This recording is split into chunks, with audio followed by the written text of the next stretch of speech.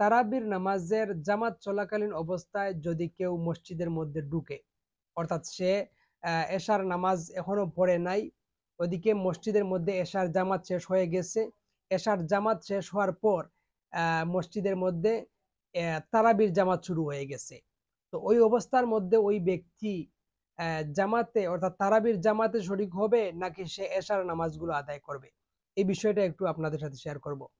এ বিষয়ে ফাতাওয়া হচ্ছে এরকম যে যদি কোনো ব্যক্তি এরকম অবস্থায় মসজিদের মধ্যে ঢুকে সে মসজিদে দেখে যে তারাবির জামাত চলতেছে, অথচ সে এখনো এশার নামাজ পড়ে নাই, তাহলে তার প্রথম করণীয় হচ্ছে তাকে একা একা এশার ফরজ নামাজগুলো সে আদায় করবে।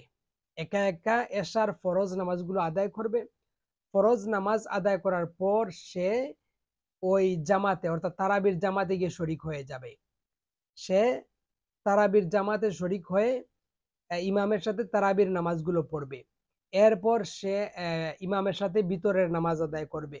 এরপর ভিতরের নামাজ শেষ হওয়ার পর ওই যে তারাবির যে রাকাতগুলো ছুটে গেছে, ভিতরের নামাজ পড়ার পর সে একা একা ওই তারাবির ছুটে যাওয়া নামাজগুলো সে একা একা আদায় করবে। এটা হচ্ছে নিয়ম।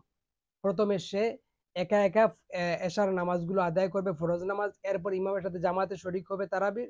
তারাবির নামাজ পড়ার পর ইমামের সাথে সে ওই ভিতরের নামাজ আদায় করবে। এরপর সে একা একা ভিতরের নামাজ শেষ হওয়ার পর তারাবির যে রাকাতগুলো ছুটে গেছে ওই রাকাতগুলো সে ভিতরের নামাজ শেষ হওয়ার পর সে একা একা পড়বে। এটাই হচ্ছে নিয়ম। সুতরাং এই বিষয়টা আমরা একটু খেয়াল করব।